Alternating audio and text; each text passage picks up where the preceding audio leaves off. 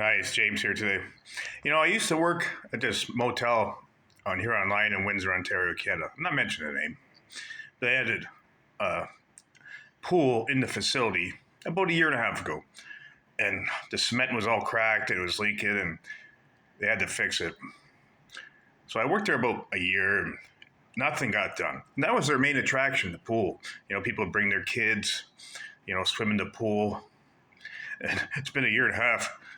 I talked to my friend who works there, and I drove by because they have a pub right next door to it. And I like to get soups and chilies for lunch. And the pub and the motel had one car in them each. How is a hell can a motel operate on a Friday or Saturday with one car and a bar operate? You know, the bar that I used to go to 10 years ago, I couldn't get a parking spot. And when I worked at the motel, it was pretty busy. Now it's just fucking deader than fuck. When they had the pool, they can't afford to fix the pool. That's sad. I don't want to mention the name of the business. Just Google Huron Line, Windsor, Ontario motels with unopened pools and a bar next door. But it's sad, you know.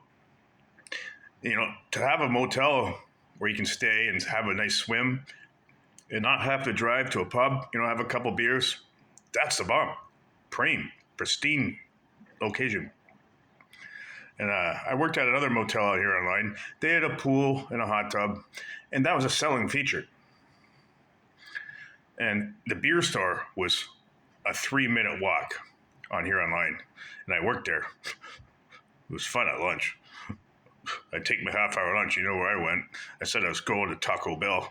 Didn't go to Taco Bell. But anyways, yeah, what happened? And it's a huge corridor. You're online. It gets so much traffic. And you can't keep motels filled. You can't maintain the buildings. Like, fuck, it looks like a ghetto, like Detroit. Well, I'm not saying Detroit's a ghetto, but we're getting there. Anyways, just a story from James today on the reality of the economy. It's getting bad, 10 years ago, you'd take your kids to the motel. They have pools, water slides, whatever, hot tubs, spend the night, get a free breakfast in the morning, and that was it. No one's doing that anymore. They can't afford it. They just sit at home and watch fucking normal TV. Anyways, just a theory from James today. If our government doesn't fix this, all these businesses will be boarded up with plywood within a year. Simple as that. James out.